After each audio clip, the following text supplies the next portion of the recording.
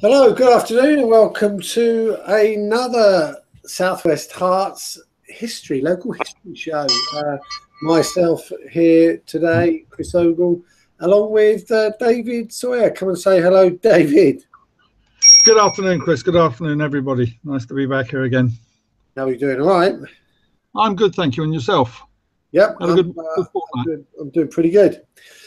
So today we've got a interesting show. We've got a show about Cassiobury Park. Now, I've lived in Watford all my life, as if you've watched any of these shows before, you will know. And Cassiobury Park has, in my eyes, been a bit of the jewel in the Watford crown. What say you, David? Yeah, I think it's absolutely fantastic. It's now rated as one of the best parks, not only in Hertfordshire, but I think in the country. It's a lot of open space, a lot of things to do for people in there, and it's well kept. So, yeah, fantastic. Now, I live just around the corner, and I live in a flat, and people often chide me and say, well, don't you want a garden? I have a garden. It's got a canal, got a lake, it's got 3 tennis courts, it's got bowling green, it's got a paddling pool for the kids, it's got places you can ride bikes and golf course or woods. It's got pretty much everything you can ask for, really, hasn't it? Model railway? Absolutely, model railway. And what's that thing with the stick? Croquet as well, isn't it? Croquet. Yeah. Croquet lawn. Yeah. So, and they play football and cricket in the park as well. So it's something there for absolutely everybody. And we have a lot of functions within the park as well. Back in the day when the carnival used to end up in the park. Unfortunately, no more. Stuff. Okay, well, but the history, the park's gone through a lot of turmoil. Tell us a little bit about. It wasn't always a park, was it, David? It wasn't always a park. Let's just start off with a couple of facts here. It's the largest open space in Watford, covering about 190 acres, which is a very large area indeed. But back in the day, St Albans Abbey claimed the rights to the manor of Cassio, which included Watford, and dates back from a grant from King Offa in AD 793. So we've got a fair little bit of history there in the park. We're talking about 1400 years nearly. So it's absolutely marvellous.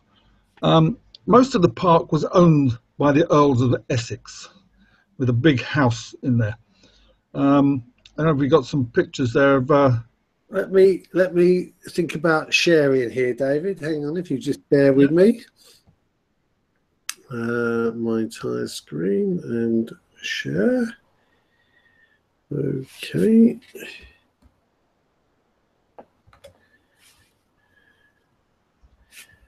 So let me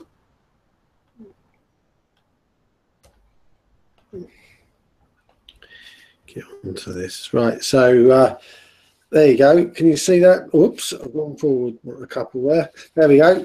Yeah, that's the sighting of it in Watford. You can see where the Peace Memorial Hospital is, the Rickmansworth Road end, and this goes back, and you can see there through the park go the Grand Union Canal and the River Colne, and extends out to the West Herts Golf Course and a bit further north into Whippendale Woods. So it is an absolute massive area for people to enjoy.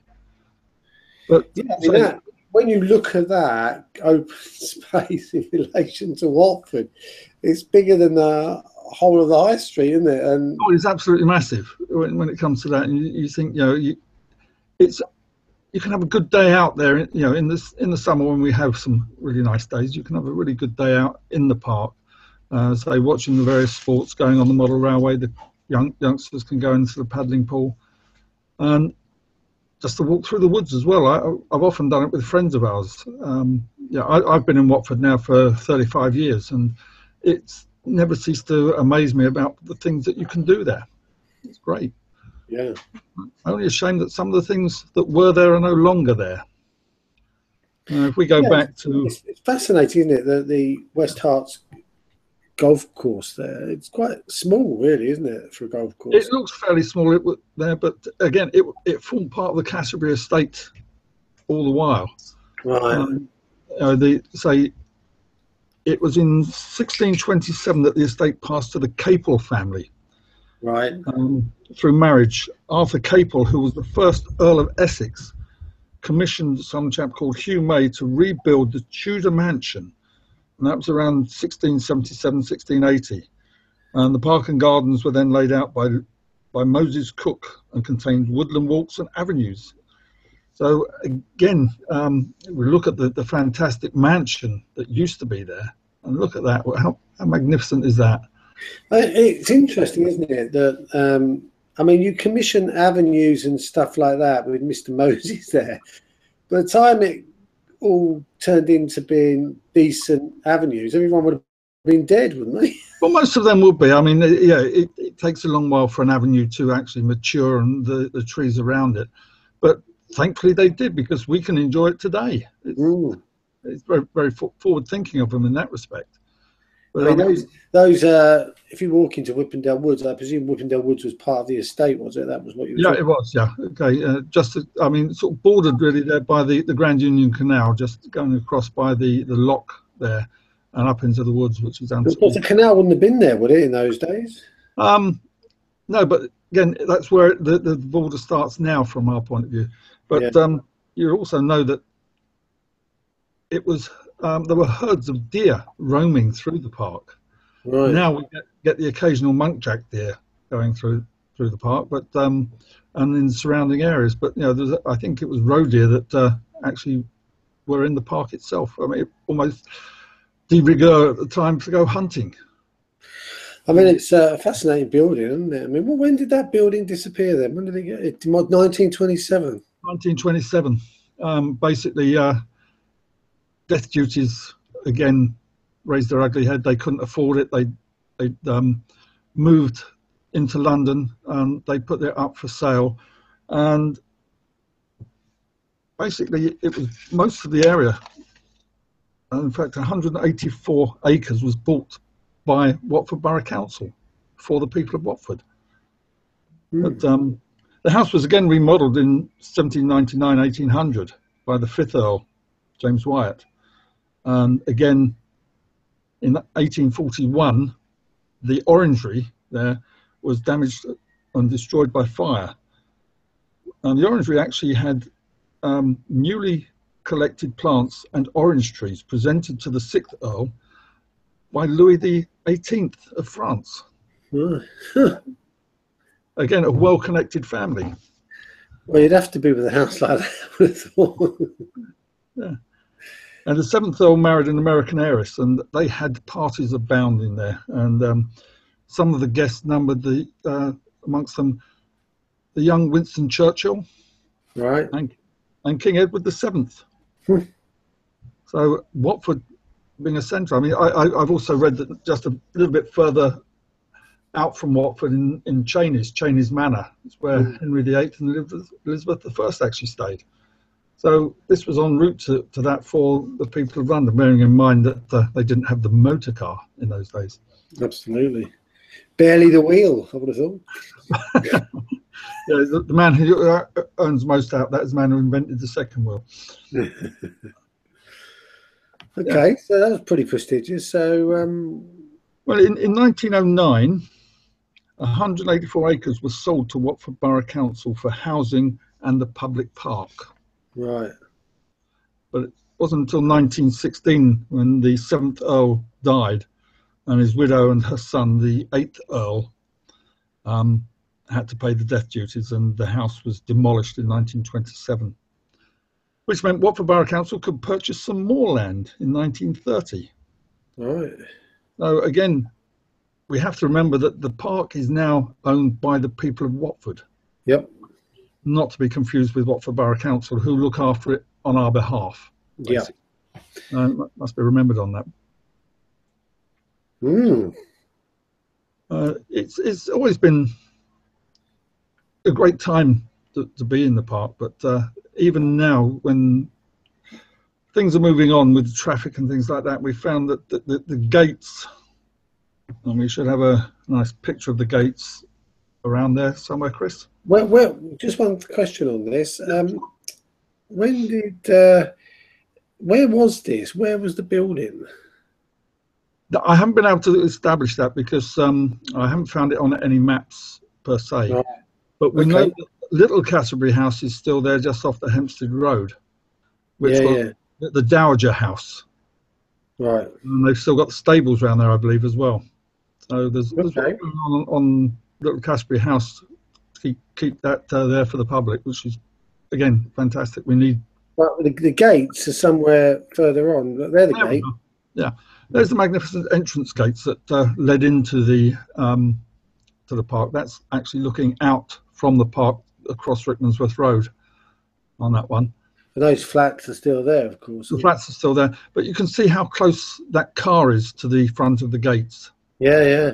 And it was in 1967 that the gates were demolished to make way for a road riding scheme. That car that's there, I mean, I've seen bigger gap between the road and the gates before. I thought I saw.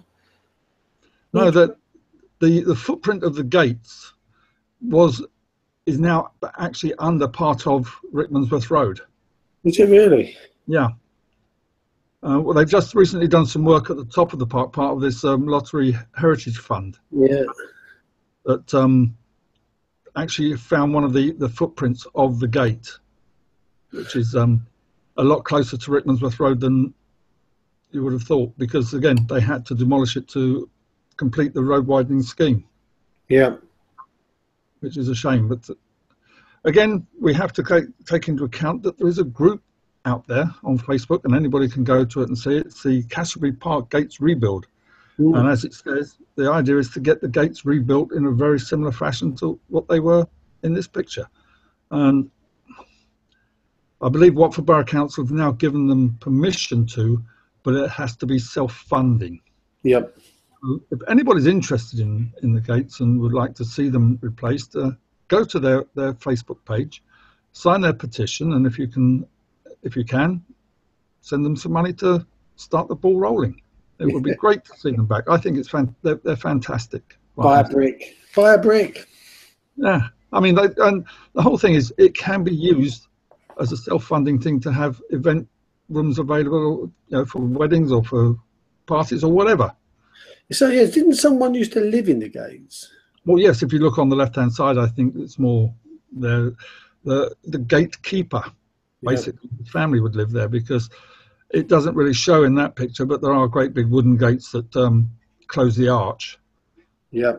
But again, you've got then one of the avenues going down to the house that was put in place. So that would have been there in the time. Let's say the actual tree-lined avenues would not have been so as they are today, because, as you said, it takes time for these to grow and mature into place. Well, it would be interesting, because those paths that are there, one of them would have led to the house, presumably. It would have done, yeah. And I've got a feeling, I don't think the house would have been at the bottom of the hill. I can't see that. Houses normally. No, it must have been at the top of the escarpment there somewhere. It must have been there on the top, so it could actually look out over the river. Yeah, the river. So no danger of flooding as well, presumably. We do have a picture also of the workmen starting their demolition of the gates. And there's a great. Well, there's another picture of the gates. Well, there you can see the big wooden gates in the arch. That's looking back into the park from the road. Yeah. Yeah. So the road, you see how close the road is to it there. So they look smaller there, don't they? They look smaller. I think it's again perspective that someone's tried to sort of squash them in somewhat. I believe this picture appears now on Christmas cards for the area. It's it just goes to show, doesn't it? Those gates, they're quite big, but obviously they've got trees growing around them to make them look a lot smaller than they were. And the snow obviously makes things always look a bit smaller. But still, they're very impressive, whichever way you look at it. And I think a great entranceway into the park. I mean, you've got the big double gates, and you've also got the side gate for pedestrians. Yeah. But remembering that the big arch then would not have been for motor vehicles; it would have been for horse and carriage. Yeah. On the day when it was first mooted. But I think the next one shows the workmen working on the gates to demolish them. Hang on, where's that one then? Oh, there you go. There it goes, yeah. And see the workmen up there starting to take it down. And it looks like they're almost taking it down brick by brick, the way that's going. Yeah. Been great questions as to where the materials went, whether they went into someone's garden wall or something like that. It would be great to know exactly what happened to them. If anybody out there does know, please either let us know or preferably let the Cassiobury Park gates rebuild. I'm sure they must have been investigating that. I don't know what's happened to Peter Mobbs Limited. Well, yeah, I mean, yeah, if he's still around. Where is it, Peter? Where's our gateway? When were they demolished? 1967, according to my records. I thought it was a bit later originally. I had it in mind that it was about 1970. But according to my book of words, it says 1967. Well, I remember, I do remember, because I was very young, 5 or so at the time, but I remember the widening of Rickmansworth Road. I remember it being talked about, and the whole, the underpass and all that nonsense being put in, and the roundabout being moved, if you like, from the top of the town a bit further on to round past the town hall. Yeah, it did move slightly, and of course at the same time they pedestrianised the top of the town. Yeah. And now no cars can go down there, although you can see several television programs where the cars are still down the side, and we have a lot of pictures. If you go to the Cassiobury Gates site, they have a plethora of photographs of the gates and of the park and things like that, which are absolutely mind-blowing when you see them. And there's about 3,000 pictures on there now. Yeah, I know, it's absolutely fantastic. People have actually been digging through books and photographs they've had in the family, which is great, because again, it's the history being kept going, so that the youth of today and tomorrow can still see what was around, what it was like. But, I enjoy the park, and I know you do, and I'm sure nearly everybody in Watford enjoys it, and surrounding areas as well. Yeah, definitely. So what's the next picture you want me to show? Well, that's about all I've got through there. I think there was a couple of pictures of events in the park. There's one there, this one here, which is arrival in Cassiobury Park. This is after victory in Europe, and the people marched, or the forces. What was this for? The park. Sorry? What was this bit for? I think this was, it says on the banner, best we forget, Watford branch of the, obviously, could be the British Legion. But again, this was victory in Europe, I think. So it's after the war had ceased. Yeah. So a sort of victory parade. And see the young girls in their dresses and their hats. It's absolutely fantastic. And can't see a man there without a hat on either. I think nearly everybody in the picture's got a hat on. It's absolutely the millinery must have been quite a big business in those days. Well, of course, that's not the big millineries or the hatters. Yeah. Not that far away, up in Luton. That's right. Yeah, big. Again, one of the biggest hat making areas in the country. So we had the print, and Luton had the hats. And whereabouts did you reckon that is in the park? Is that which? Well, that's got to be the central avenue going down, actually, from the gates going down towards the pond, I would have thought, which is a normal assembly area in the park, isn't it? I mean, that's as I said, where the carnival used to go. Lined with trees, isn't that? Yeah, but we're talking here, Chris, that we're talking about 1945. Right. Okay. We're talking 50 odd years ago, aren't we? Yeah.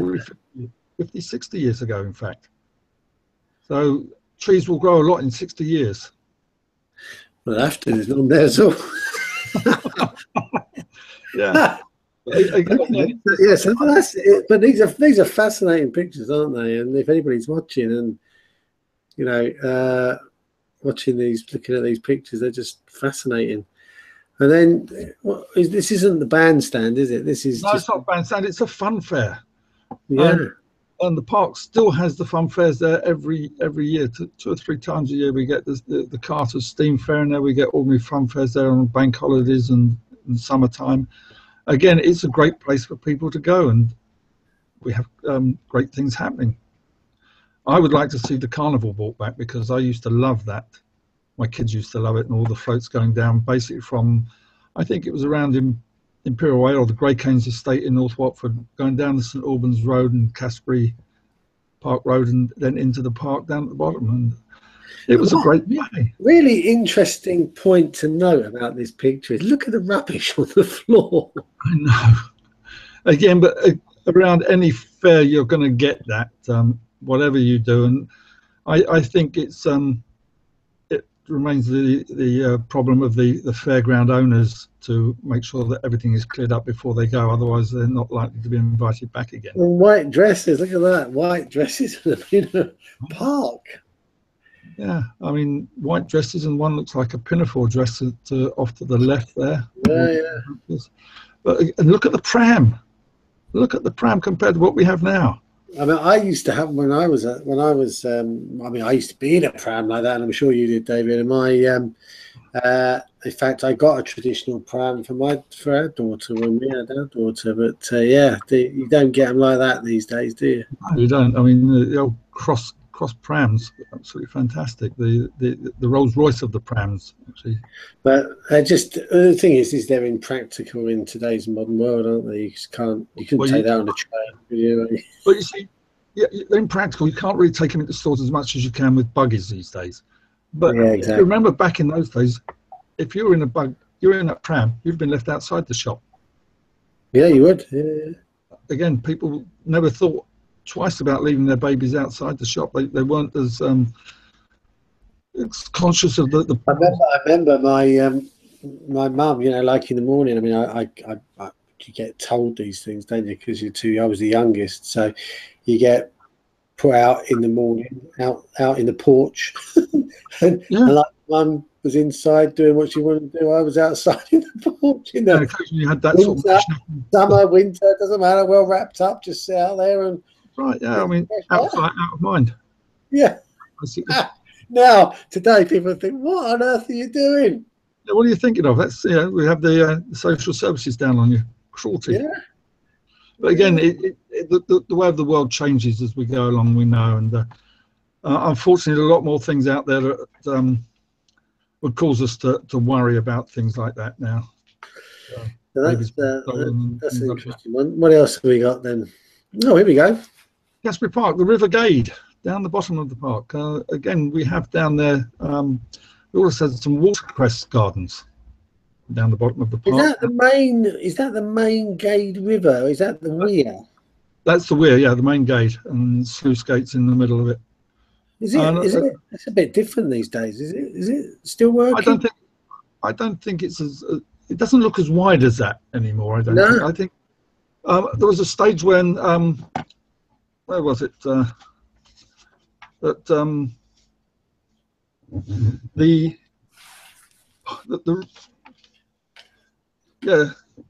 18th century, the Grand Union was widened and landscaped at the insistence of William Capel, the 4th Earl.